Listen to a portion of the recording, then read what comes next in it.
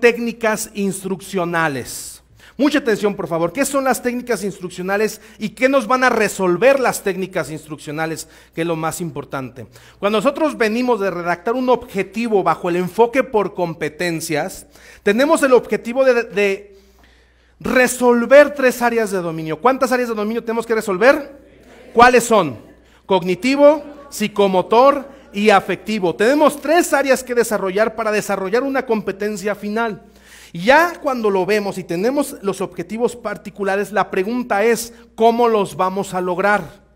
Esa es la pregunta que nos tenemos que hacer. ¿Cómo vamos a garantizar que esos objetivos, durante el tiempo que nosotros propongamos que va a durar la sesión, vamos a llevar a cabo cada uno de los objetivos para desarrollar la competencia final que describimos en nuestro objetivo general?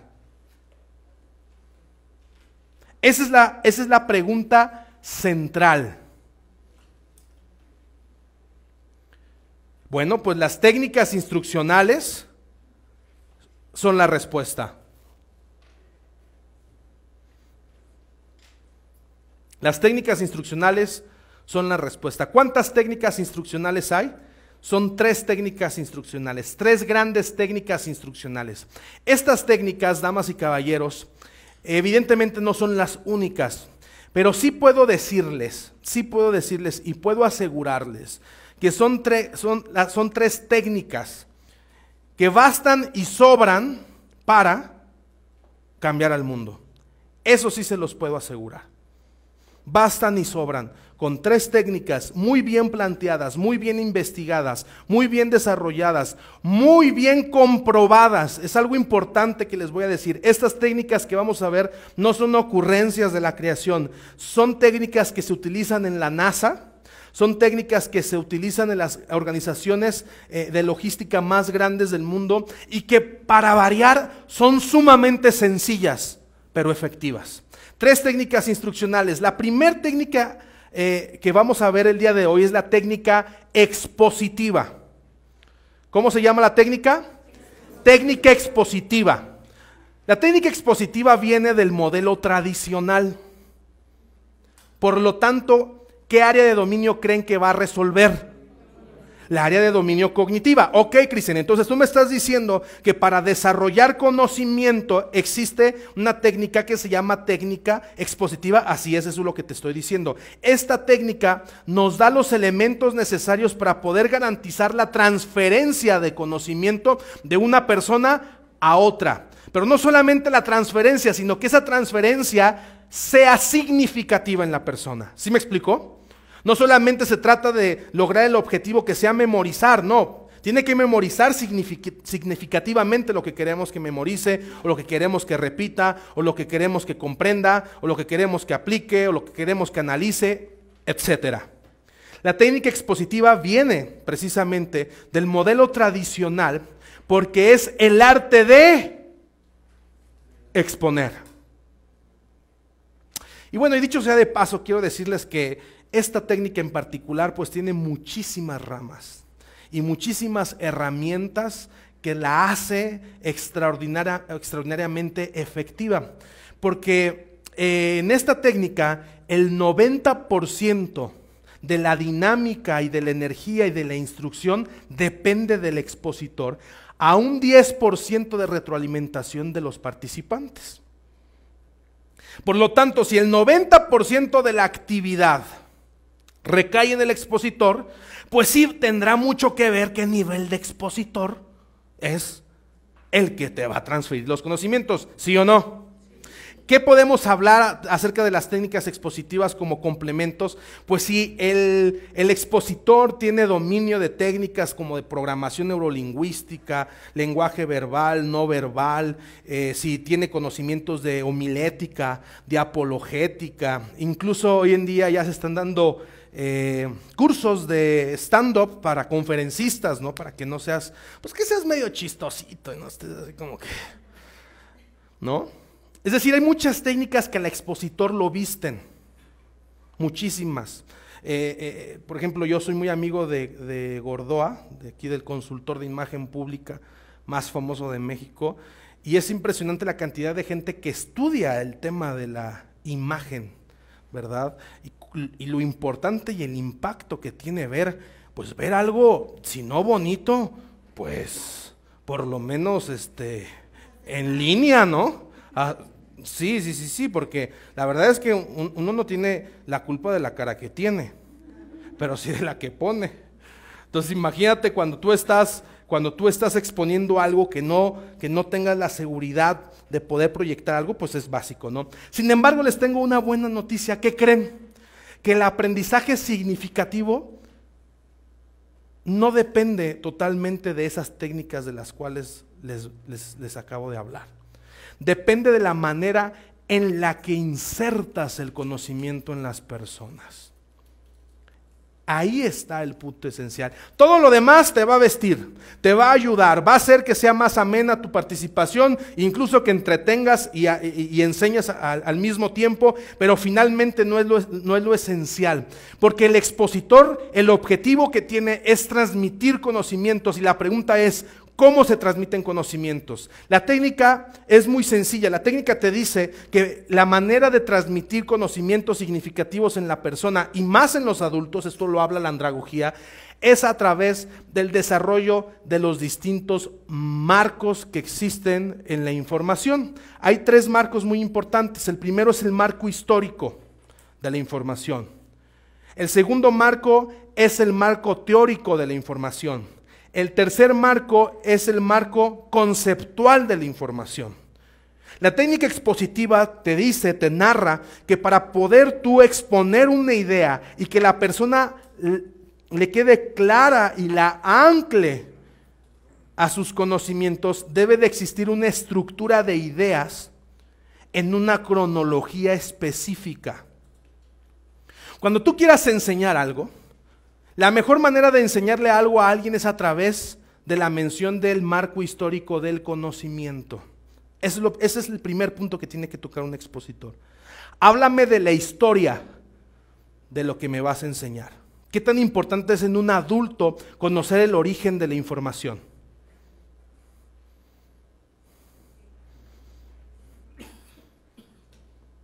No inmediatamente el día de ayer, cuando yo inicié hablando del marco histórico de la educación, capté su atención. ¿Por qué captas la atención inmediatamente? Porque el ser humano, por naturaleza, por reflejo y por instinto, está ligado a su historia. Y es un elemento altamente interesante para el adulto, la historia de los fenómenos. Entonces, cuando tú empiezas a construir el conocimiento desde el marco histórico, lo primero que vas a tener es la atención de las personas. Lo segundo que vas a tener es el interés de las personas. ¿Sí o no? Y lo tercero que vas a obtener es la admiración de las personas, porque no cualquiera conoce los fundamentos históricos de lo que está enseñando.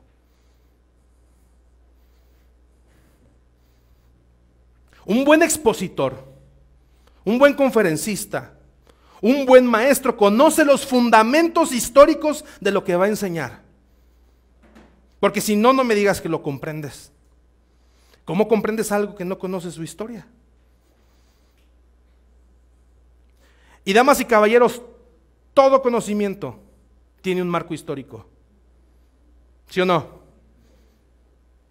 Entonces, cuando tú captas primero, dijimos, lo primero que captas con esto es su interés. Perdón, primero captas su atención, después captas su interés y después captas su admiración, y esto está construyendo una curva. Te ayuda a construir una curva, ¿sí o no? Y una vez que tienes esto, bueno, ok, Cristian, ¿y que nada más vas a enseñar el origen del conocimiento? No. Ese marco histórico se va a construir y se va a trasladar al segundo marco de referencia, que es el marco teórico. ¿Qué entendemos como el marco teórico? ¿Qué entendemos como marco teórico?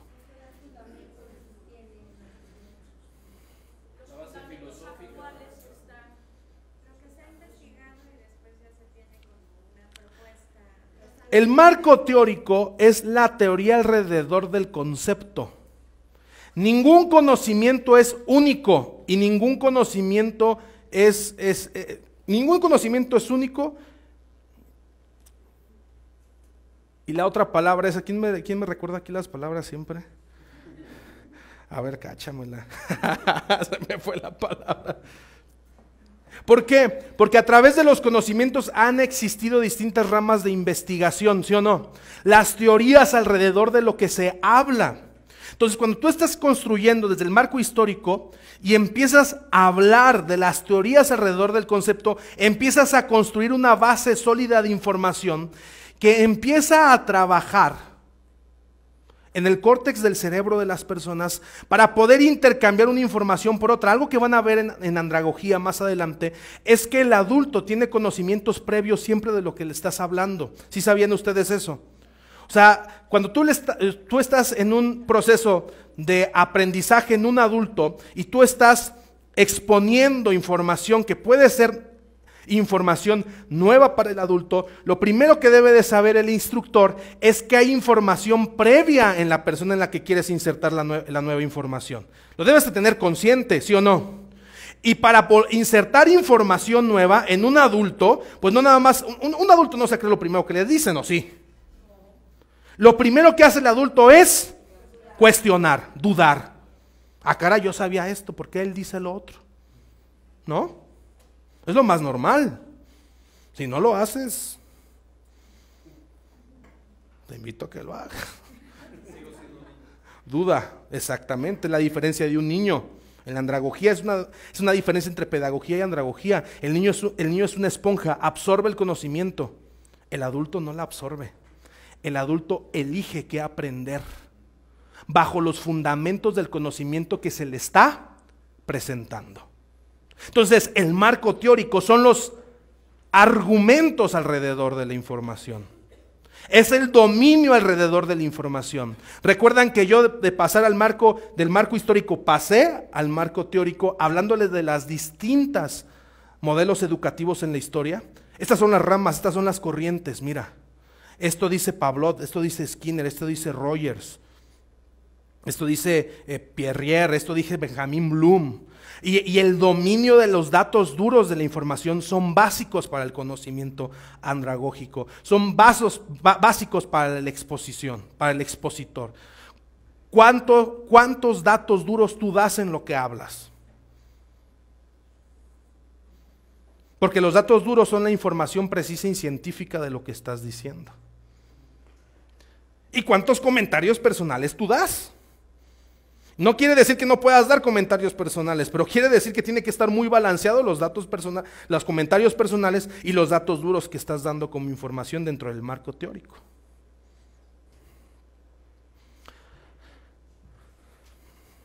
Bueno, Cristian, ¿y después? Después del marco teórico, definición de conceptos. ¿Por qué la definición de conceptos? Porque finalmente tú tienes un objetivo particular que describe exactamente lo que le tienes que enseñar. O sea, no lo vas a dejar en el limbo. ¿Sí o no? No le vas a decir, pues ahí tú la que opines o la que pienses que es la más correcta, esa aprende. No. Tienes que culminar y llegar al punto. Entonces, después de que te construyo el marco histórico, después de que te construyo el marco teórico, llego al punto al que quiero llegar. El enfoque por competencias es esto. Pero al momento en que el expositor llega en ese punto, tú construiste una curva de aprendizaje llena de congruencia de información, que al momento en que tú llegas al concepto, la persona, el adulto que es inteligente, le hace sentido y en ese momento se convierte en un aprendizaje significativo.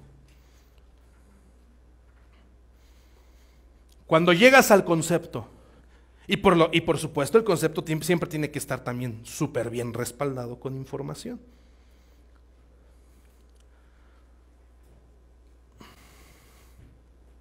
La técnica expositiva es una técnica extraordinaria.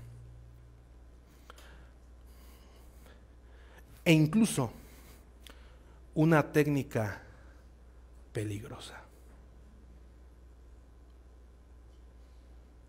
Porque el poder de la palabra,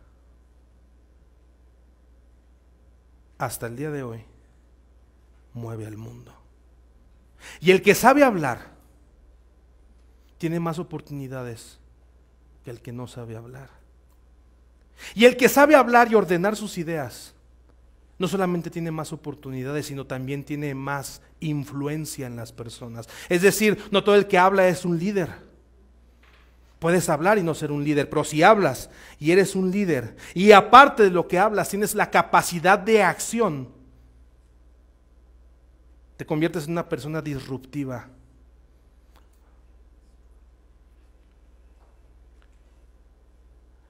Hay un libro que les recomiendo, de un autor que no les recomiendo. Mi lucha, de Adolfo Hitler. ¿Quieren saber quién ha sido el orador con mayor impacto medido en sus palabras? Es Adolfo Hitler. ¿Cómo, Cristian? ¿Por qué? Sí, o sea, vámonos a los resultados de lo que hablas, no de lo bonito que lo puedas decir, ¿sí o no? Porque el resultado de un buen orador es lo que puedes mover con tus palabras, no lo que puedes decir con ellas. Tú puedes decir muchísimas cosas. Hay personas que se levantan a diario, y es más, hoy en día en Facebook y en las redes sociales estamos llenos de gente que tiene cosas que decir, o que más bien dice cosas. ¿Y qué mueven? Son gente que tiene ganas de hablar.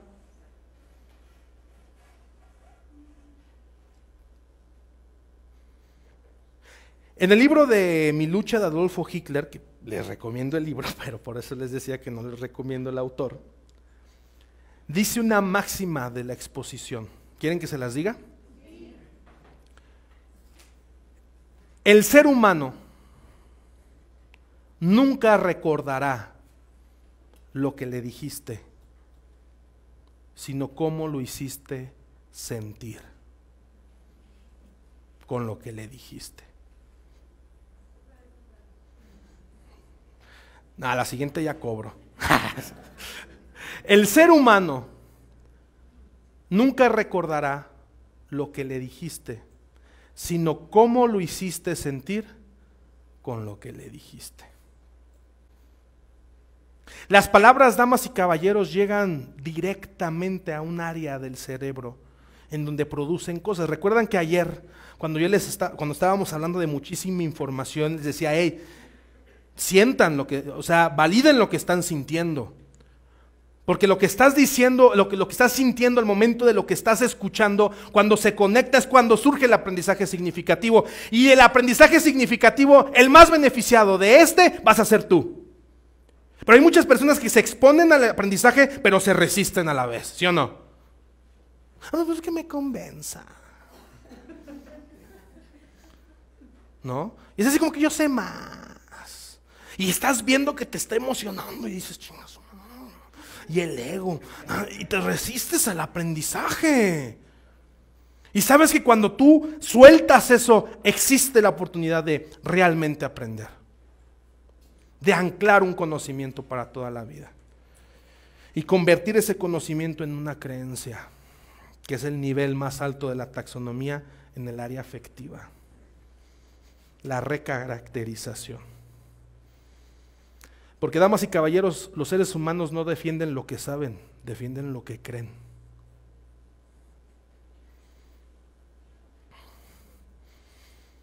¿Sí o no? La creencia es el nivel más alto de un aprendizaje. Pero no quiere decir que como lo elevaste a nivel de creencia, siempre tienes que tener a huevo esa creencia, ¿verdad? No es que ya es mi creencia, no, esto es así, no, espérate, o sea, hay creencias limitantes que te funcionaron en alguna parte de tu vida, pero ahora no te van a funcionar porque ya cambió, porque ya hay más investigación, porque ya hay más información. Escucha, exponte al conocimiento, y una vez que te expongas al conocimiento, vas a tener la oportunidad de decidir como adulto si intercambias un conocimiento por otro y lo elevas a su mayor magnitud, que es el estado de la creencia. Eso es lo que puede construir un expositor.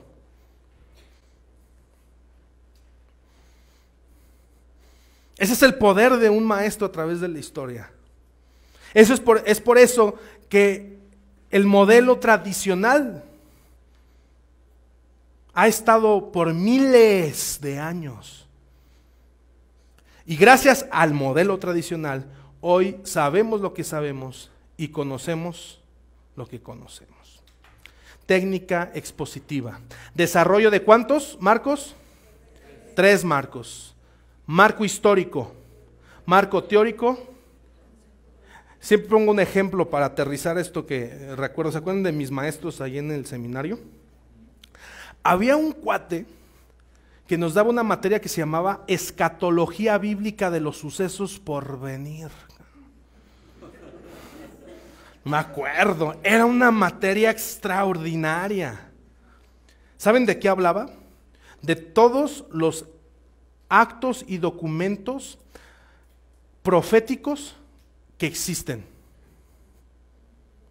Especialmente todos los libros sagrados, todos los escritos sagrados tienen escatología, que son las predicciones de esos libros sagrados. La Biblia tiene 2 grandes libros. En el Antiguo Testamento es el libro de Daniel, que profetiza todo lo que iba a pasar antes de Cristo e incluso habla cosas que van a pasar después de Cristo.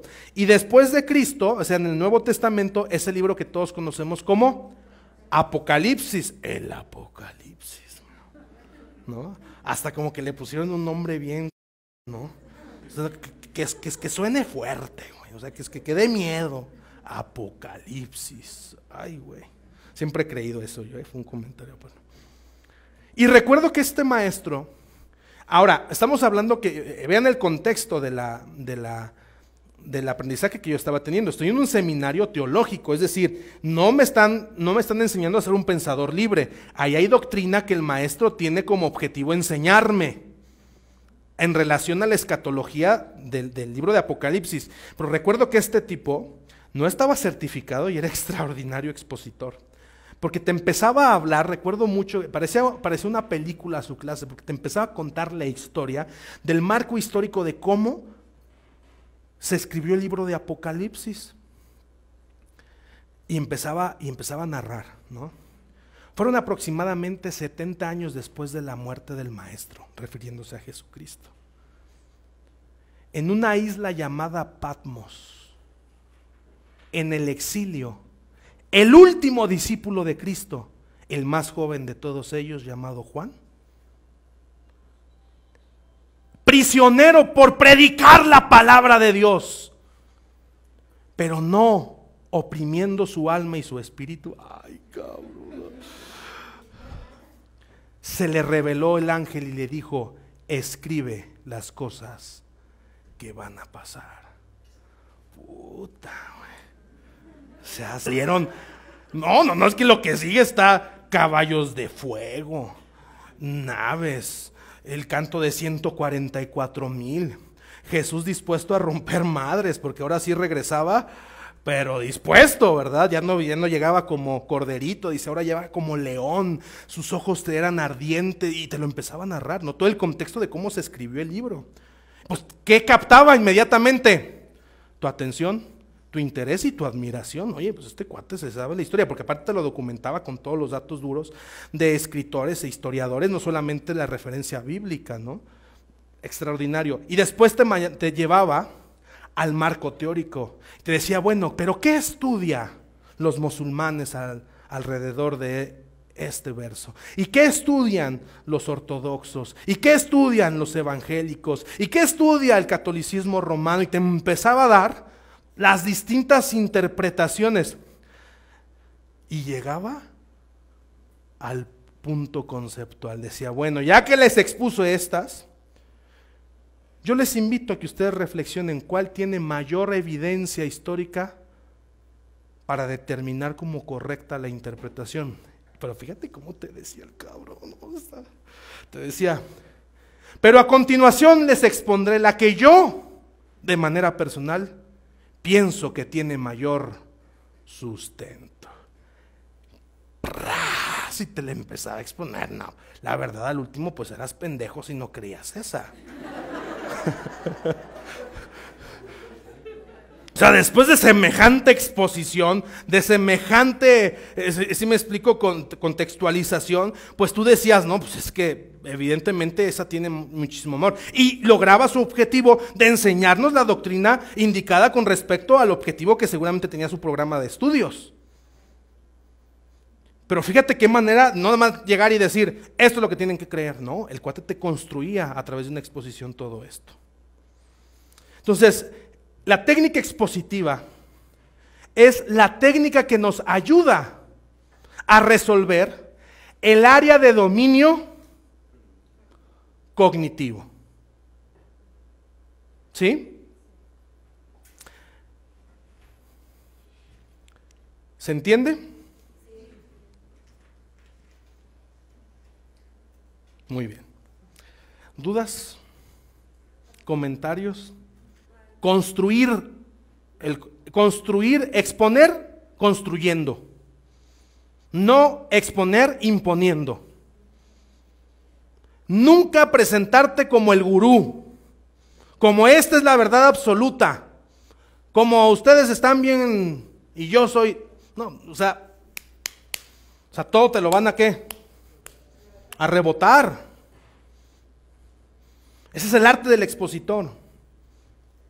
Y es un arte extraordinario, extraordinario. Vamos a avanzar a la siguiente técnica instruccional.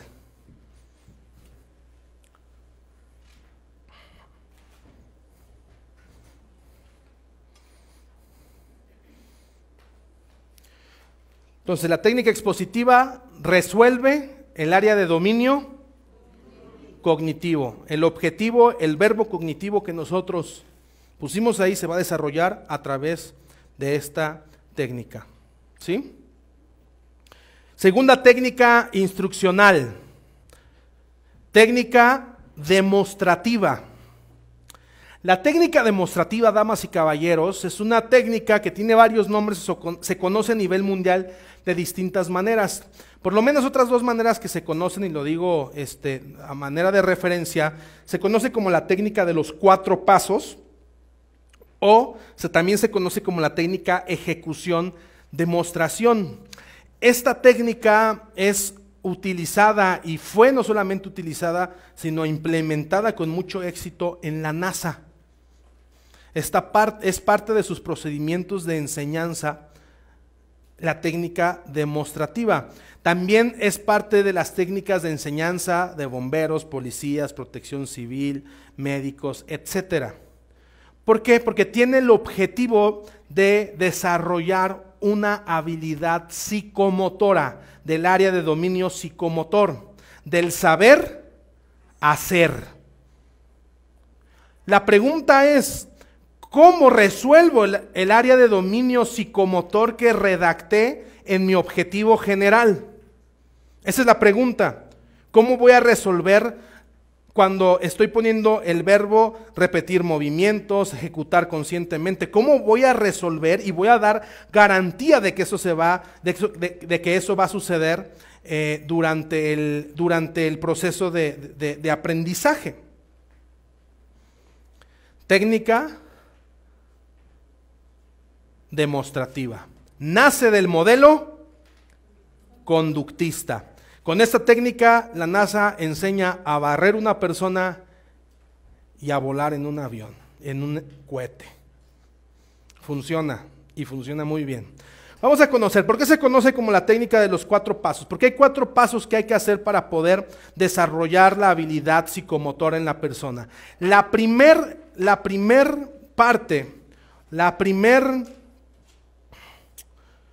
El primer paso de esta técnica de los 4 pasos es la demostración. La demostración del capacitador frente al participante o alumno. ¿La demostración de qué? De la habilidad que planteas como objetivo desarrollar. Fíjense que esto es muy interesante, porque lo primero que debemos de entender es que ya a estas alturas de este enfoque, el capacitador, si no es competente, no lo va a poder hacer. Porque la técnica se llama técnica ¿qué? Demostrativa. ¿Y por qué creen que se llama técnica demostrativa? Porque el capacitador tiene que demostrarlo.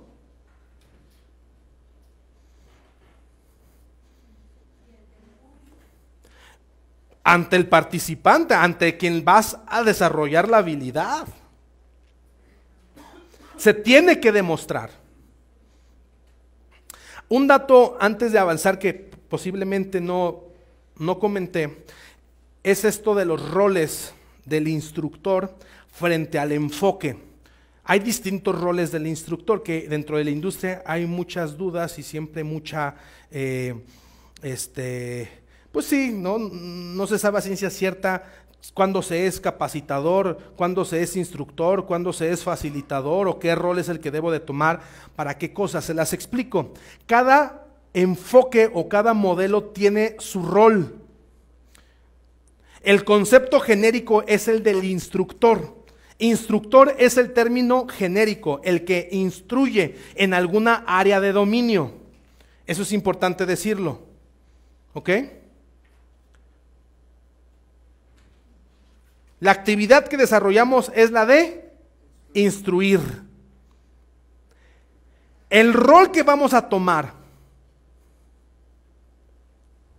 según la instrucción es dependiendo del enfoque y del área de dominio que vayamos a desarrollar. El primer rol para el área cognitiva es la del maestro. Soy maestro cuando desarrollo habilidades cognitivas. Soy capacitador cuando desarrollo habilidades psicomotoras. Y soy facilitador cuando desarrollo habilidades afectivas. Regresando al punto, entonces decimos que el primer paso del área de la técnica demostrativa es demostrar. ¿Ok? ¿Cómo es que vas a demostrar? Vas a demostrar el procedimiento en el cual la habilidad psicomotora se desarrolla. La explicas y la demuestras. Primer paso. Una vez que la demuestras, como el participante te observó, vas a resolver dudas de la demostración. Ese es el segundo paso. Después de que resuelves dudas, dejas que ahora él lo practique, lo haga. ¿A manera de qué? A manera de ejercicio formativo. Aquí no estamos evaluando si lo va a hacer bien o lo va a hacer mal. Aquí estamos acercando al alumno al aprendizaje significativo psicomotor. Es decir, hazlo. ¿A qué se enfrenta normalmente el adulto cuando ya lo pones? Ahora sí. Normalmente quiero que me des 10 horas de teoría y después como que dame chance yo de ir poco a poquito ahí, ¿no? No. Esa técnica inmediatamente te mete al ruedo. A manera formativa. ¿Por qué? Porque yo ya te demostré cómo se hace. ¿Sí o no? Ahora hazlo tú. Ya te resolví dudas de lo que observaste. Ahora hazlo tú. Pero mientras lo haces tú, yo, experto, te voy a observar, para que el cuarto paso sea retroalimentar tu práctica.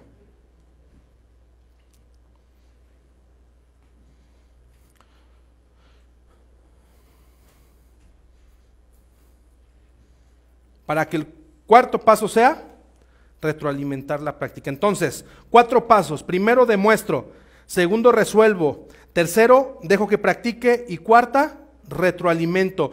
Cristian, ¿cuántas veces se tiene que realizar esto? Es cíclico.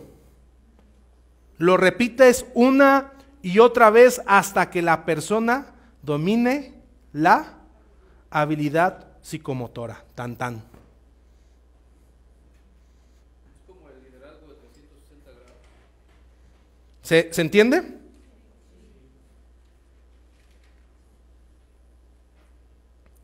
Entonces, algo que es necesario entender en la técnica demostrativa. La técnica demostrativa está resolviendo el área de dominio psicomotor. El objetivo psicomotor, el verbo psicomotor que planteaste, la destreza, el desempeño que planteaste en el objetivo general. Esta técnica es como lo resuelve. ¿Qué fue lo que hicimos ayer?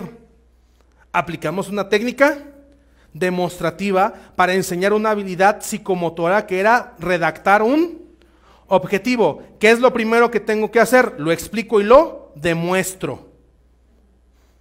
Después resuelvo dudas sobre lo demostrado. Después los dejo que ustedes practiquen. Y después hay una. Hubo quien se me acercó y me dijo, es la primera vez que le he entendido a los objetivos de la taxonomía. Nos lo dicen muy seguido. Y estamos muy contentos, pero saben que el crédito no es de nosotros, el crédito es de la técnica. La técnica funciona. Es que a mí no me quedó muy clara, lo volvemos a hacer. Es cuestión de 2, 3 veces y te sale. Y así, todo. Lo que me digan que se tenga que hacer, con esa técnica se aprende a hacer.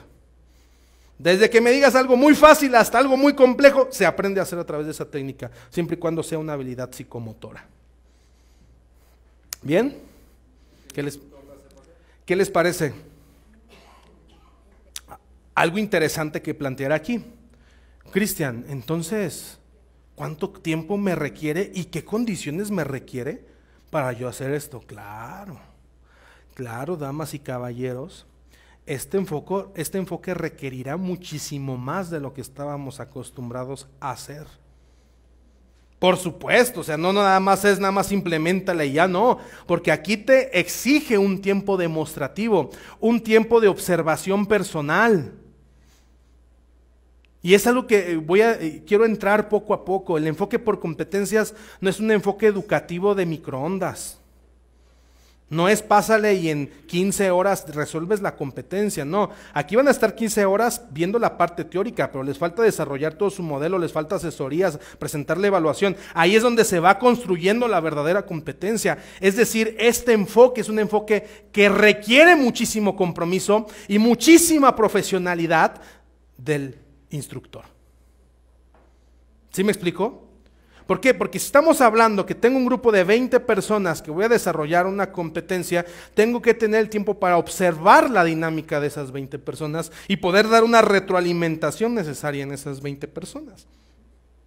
Claro, hay mecánicas, ¿no? Para poder resolver el tema de los tiempos. Se puede tener staff, hay instrumentos, etcétera. Pero quiero que empecemos a hacer conciencia sobre eso. Adelante, pásale el micrófono, creo que ya. De la competencia o del objetivo que tú te vayas a proponer, ¿no?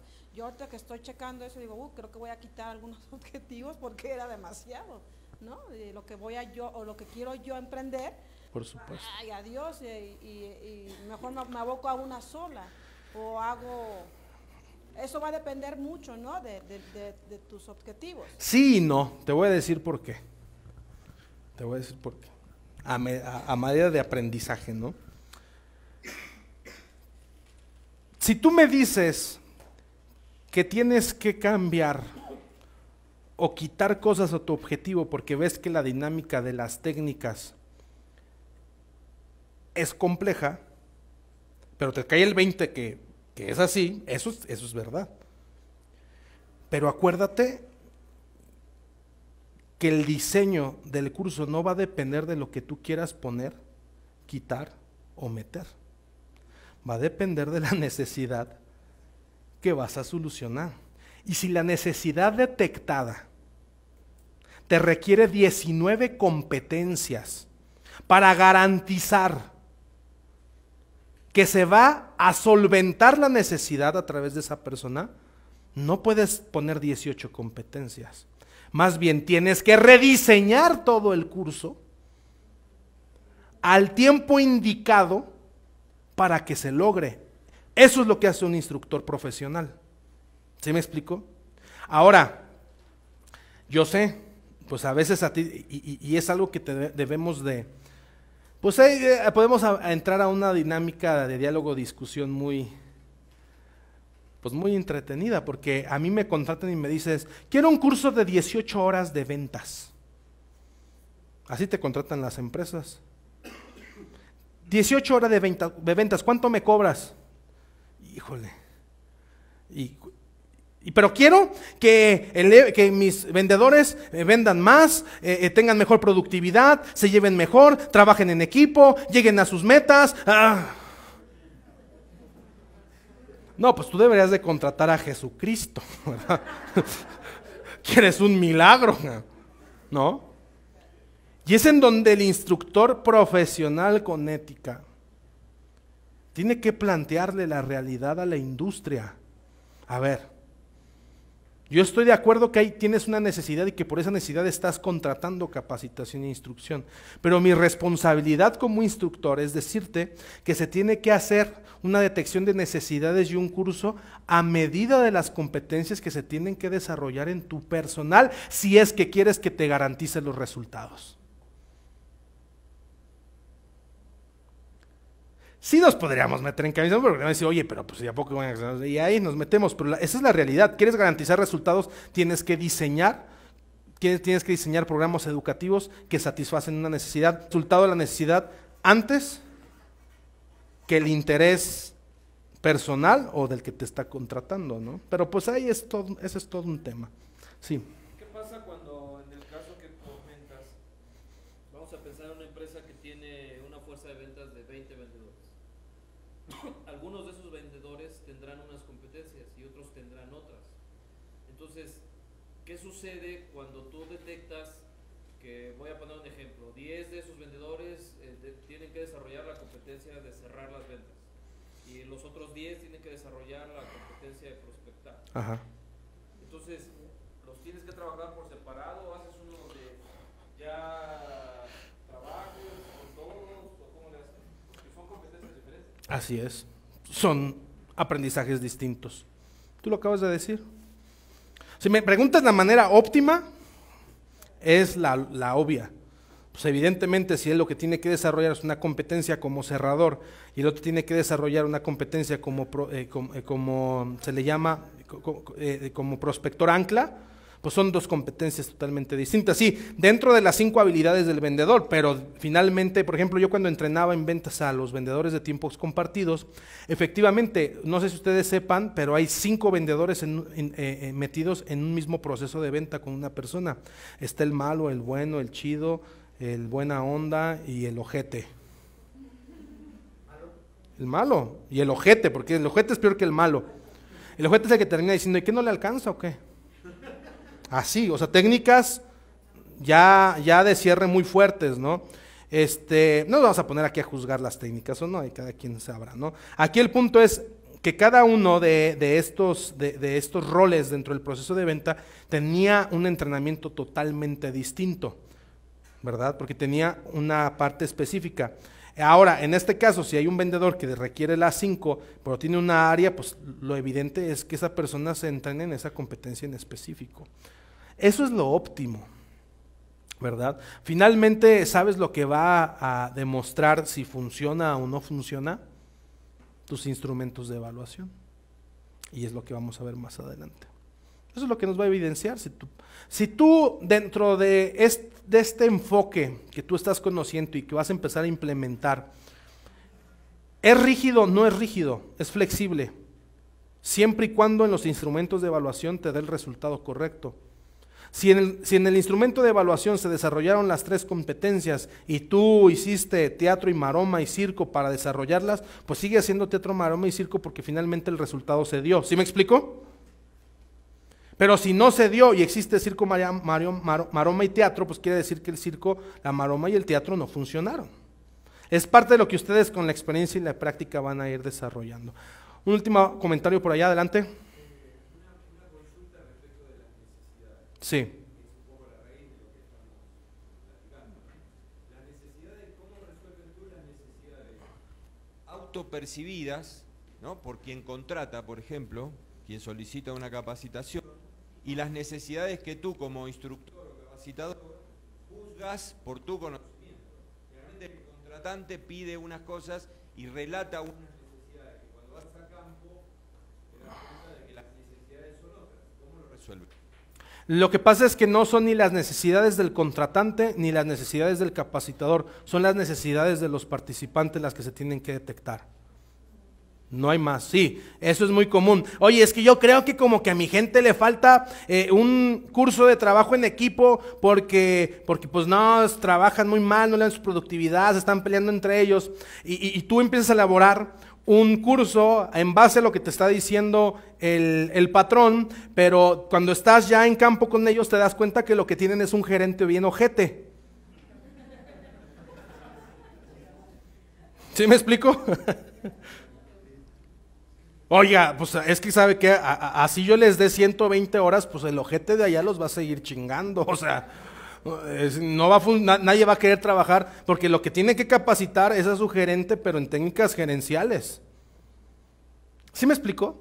La necesidad nace del que va, en donde se va a desarrollar la competencia. Era un ejemplo muy similar al ejemplo ayer que nos ponían del kinder, ¿no?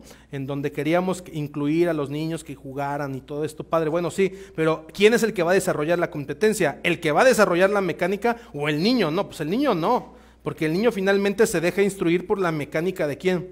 De la maestra. La que debe tener la competencia para integrar y desarrollar ese ambiente de trabajo es la maestra. Y esa es una parte, qué comentario tan más interesante, detectar de dónde nace la necesidad, siempre va a ser del participante, en la materia, el capital humano con el que se va a trabajar.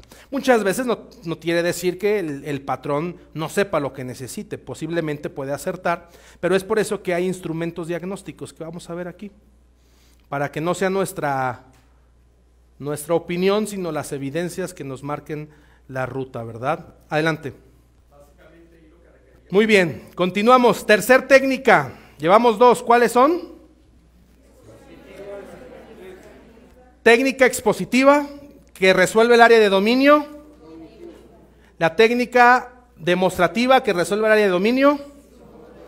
Y ahora vamos a la técnica instruccional, diálogo, discusión, que resuelve el área de dominio afectivo. Esta está muy interesante. ¿Por qué está interesante? Porque a diferencia de las otras 2 técnicas que vienen de un modelo tradicional y conductista, es decir, de un método, resulta y resalta que la técnica diálogo-discusión no hay una sola manera de hacerla, porque viene de la escuela humanista constructivista.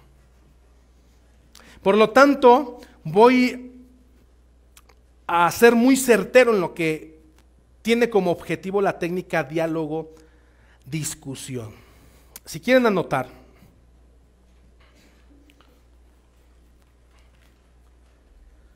el facilitador genera las condiciones necesarias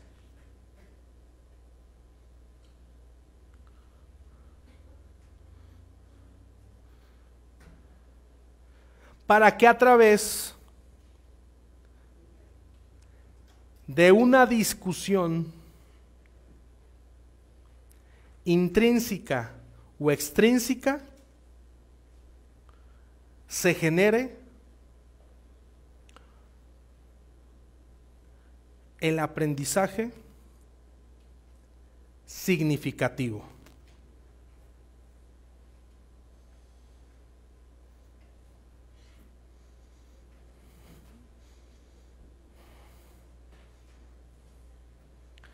Fíjense bien, la técnica diálogo-discusión busca que el facilitador, es el rol indicado, a diferencia del maestro, en donde teníamos el 90% de la escena el maestro, a un 10% el alumno o el participante, en la técnica diálogo-discusión tenemos un 10% del facilitador por un 90% del participante. La pregunta es, ¿qué es lo que hace entonces el facilitador en ese 10%? Generar condiciones de aprendizaje.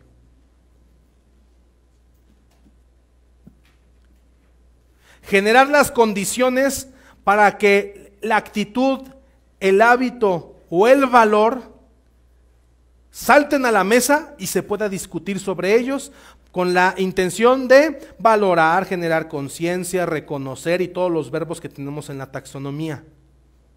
¿Sí? Les voy a poner un ejemplo que creo que es muy bueno para entender la técnica diálogo-discusión. En algún tiempo de mi vida andaba metido ahí en la polaca y estaba metido ahí en los grupos de jóvenes, ¿no? de los partidos políticos y nos citaron a varios grupos de distintos partidos políticos a una capacitación con una facilitadora que venía en ese entonces del IFE. Recuerdo muy bien que esta persona empezó a generar una condición de trabajo dentro de la capacitación, dentro de lo que nos estaba diciendo, pues algo extraña, porque para empezar había mucha tensión, o sea, dentro de los partidos políticos pues siempre hay tensión, y más cuando los juntas, ¿no? Todo el mundo se siente mejor que el otro. Entonces, cuando plantea los objetivos de esto, resulta que el objetivo te hablaba de generar empatía en los distintos grupos. Híjole, cuando dijeron esto, cuando hablaron de generar empatía, pues la verdad sí lo vi complicado, ¿eh? ¿O cómo ven ustedes? ¿Creen que sería fácil? Aquí la buena noticia, aquí la excelente noticia, es que la instructora estaba preparada y empieza a generar una técnica de diálogo-discusión y empieza a generar condiciones. Entonces empieza a dar instrucciones y dice, ok, muy bien, hay 3 grupos. Está el verde, el amarillo y el rojo. Cada quien tiene un rotafolio, van a escribir aquí su decálogo. El decálogo, todos los partidos tienen un decálogo de creencias, de manifestación, según la parte filosófica del partido, ¿no? Y lo vamos a debatir y lo vamos a defender. Entonces ya sabrás, pues todos, ¿no? Cada uno tras. ¿Quién era el que estaba trabajando? Nosotros. El facilitador solamente estaba generando, ¿qué? Condiciones. Entonces, empezamos, terminamos, lo ponen y al último da la última instrucción y dice, ok, ahora los verdes van a defender el decálogo de los rojos y los amarillos de los verdes y viceversa. Y metía un toque de motivación, vamos a ver quién tiene mejores habilidades de oratoria. Y como en ese entonces pues todos los chavos nos sentimos y queríamos ser, yo la verdad, no, yo andaba ahí porque mi papá me mandaba. Pero como todos los lidercillos, grilleros, no, que sí, ya vamos a demostrar. No, hombre, que se empieza el debate. No, estábamos todos impresionados de la cantidad de empatía que podíamos sentir por las ideas del otro cuando teníamos que defenderlas nosotros.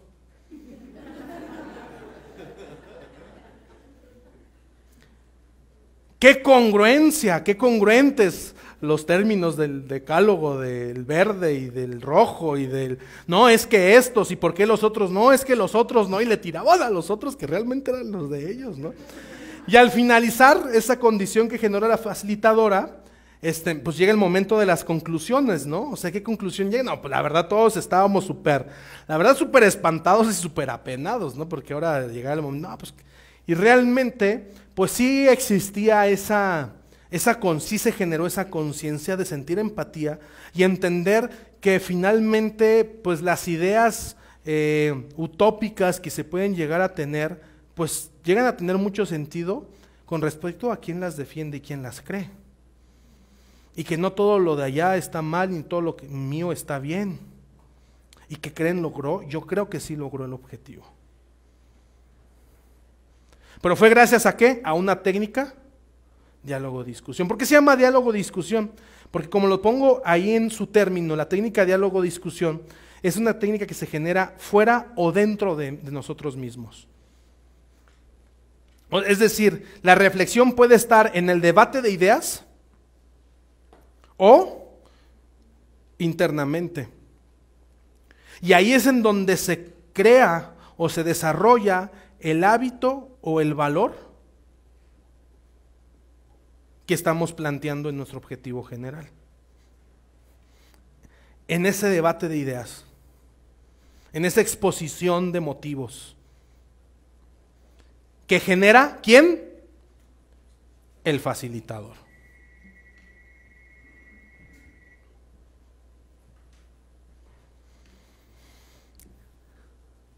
Tres técnicas instruccionales. La primera, expositiva, que resuelve el área de dominio cognitivo. Segunda técnica instruccional que se llama demostrativa, que resuelve el área de dominio psicomotor. Tercer técnica instruccional que se llama diálogo-discusión, que resuelve el área de dominio afectivo. Estas tres técnicas instruccionales son las que nos van a ir a resolver directamente las tres áreas de dominio que redactamos en el objetivo general de nuestro curso.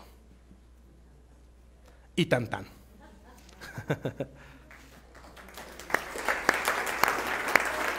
Ya no los tuve que regañar para que aplaudieran.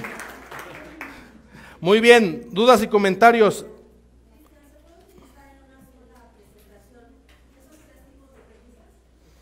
¿Cómo que en una sola presentación? Colegas, les voy a pedir que pongamos atención acá porque me distraen a todos. Te escuchamos. En un taller de 3 horas, que es un taller largo, ¿se pueden implementar esos 3 tipos de técnicas? ¿O no? No, es que se deben de. En el enfoque por competencia no hay de otra. O sea, son las técnicas que tienes que hacer. Sí o sí. Las tres. Porque si tienes 3 verbos de 3 áreas de dominio distinta, estas son las llaves que te abren esa puerta. No puede no haberlas, pues.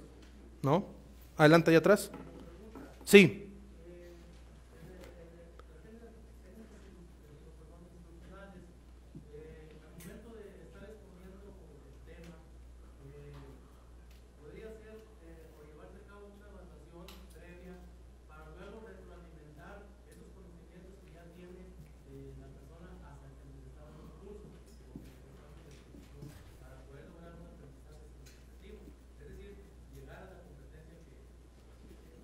Vuélvamelo a plantear, no le entendí, por favor, otra vez. Si quieren pasarle el micrófono también, gracias. Bueno, mire, mi pregunta es esta. O sea, las técnicas instruccionales, podría ser que una vez que se esté llevando, o se esté aplicando el tema, o se esté dando el tema, o que se esté explicando, podríamos en un momento dado llevar a cabo un examen previo para saber los conocimientos que tienen ya. A quien se les está. Es el siguiente tema. Instrumentos de evaluación. Ahí vamos para allá. Ahí vamos. Sí, se tiene que hacer. Ahorita les voy a decir cómo. Es el siguiente tema. Gracias. ¿Quién más? Adelante. Hablabas de que en la primera técnica el 90% recaía en el expositor. Sí. En la tercera que solo el 10. En la demostrativa, ¿cuál sería? 50-50. Porque demuestras y el otro también demuestra. Es 50-50, sí. Se va viendo cómo va a empezar en el enfoque por competencias. El protagonista es el maestro, pero el que termina siendo el protagonista, ¿quién es? El alumno, en donde se desarrolla la competencia. Así es. ¿Alguien más?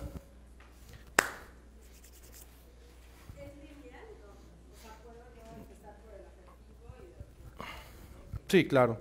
Eso lo va a determinar la necesidad, ¿no? Hay veces que vas a necesitar empezar por lo afectivo, después lo demostrativo y al último lo cognitivo. Eso va a depender de la necesidad de cómo desempeñar la competencia. Comentaste que dentro de lo cognitivo se denomina instructor.